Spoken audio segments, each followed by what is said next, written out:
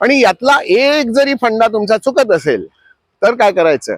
सांगितलेला उपाय लगेच अंमलात आणायचा. सततम क्रिया अभ्यास हा असं म्हटलेलं आहे. नमस्कार. फंडा नंबर 6, माझा फिटनेस आहे की नाही कसं ओळखणार? सहजपणे माझे दोन्ही हात समोर ठेवायचे, सावधान मध्ये राहिला तरी चालेल, विश्राममध्ये चांगला आधार मिळतो. खाली बसायचं आणि वर उठायचं. कुठचाही आधार न घेता मला जर 3-4 वेळा 5-6 वेळा असं जर उठता आलं, जर सावधान मध्ये उठता आलं तर तुमचा फिटनेस आणखीन चांगला. खाली समतल जागा बघायची आणि खाली बसायचं वर उठायचं, खाली बसायचं वर उठायचं. टाच उचलता नाहीये, दोन्ही पाय अगदी व्यवस्थित टेकले पाहिजेत. पुढची बोटं आणि टाच ही जर टेकलेली असेल, याहीपेक्षा आणखीन एक मोठा फंडा, मांडी घालून बसायचं आणि हात असे ठेवून उठायचं किंवा असे ठेवून उठलं तरी चालेल.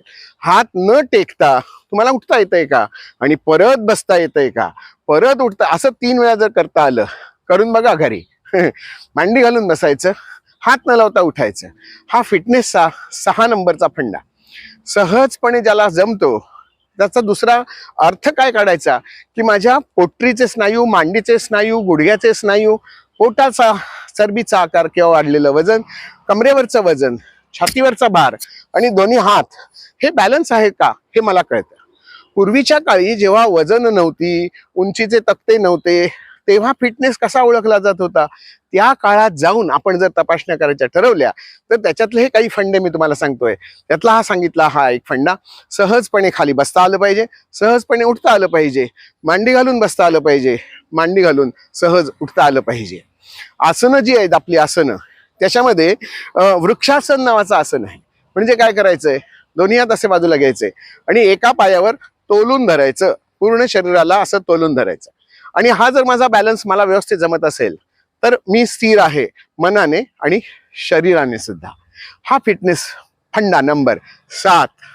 वृक्षासनामध्ये, पर्वतासनामध्ये असं दोन्ही हात एकमेकांना पिळून घ्यायचे आणि दोन्ही हात असे किंवा पुन्हा असे शरीराला पिळल्याप्रमाणे असं जर शरीराला बॅलन्स करता येत असेल तरी सुद्धा तुम्ही फिट आहात असं समजायला हरकत नाही. कुठच्याही आकड्यांमध्ये न गुंतता माझा फिटनेस आजच्या दिवसाचा मी ठरवून घ्यायचा, असं जर केलं तर मला वाटतं की आपण निरोगी आहोत अशी भावना आपल्या मनात निर्माण होईल. आणि यातला एक जरी फंडा तुमचा चुकत असेल तर काय करायचं? सांगितलेला उपाय लगेच अंमलात आणायचा आणि पुढची जी काही वाचलेली वर्ष आहेत ती आणखीन निरोगी ठेवण्यासाठी प्रयत्न जरूर करायचे. सततम क्रिया अभ्यास हा असं म्हटलेलं आहे. एखादी क्रिया जेव्हा सतत केली जाते, नित्यम आचरेत असंही आमच्या ग्रंथात काही ठिकाणी म्हटलेलं आहे. म्हणजे काही गोष्टी तुम्हाला नित्य म्हणजे रोज करायच्या आहेत. अभ्यंगम आचरेत नित्यम, नित्यम हिताहार विहार सेवी, हा जो नित्य शब्द आहे हे नेहमी करायचं आहे, दिनचर्येमध्ये आहे. एक वेळ तुमचं बाकीचं मुख्य अन्न राहिलं तरी चालेल पण व्यायाम विसरू नका, हा सांगण्यातला मतितार्थ. फंडे 7 बघितले, पुढचा भाग बघणार आहोत, फंडा नंबर 8. तोपर्यंत सांगितलेल्या भागावर चिंतन करा आणि स्वतःवर प्रयोग करून बघा. धन्यवाद.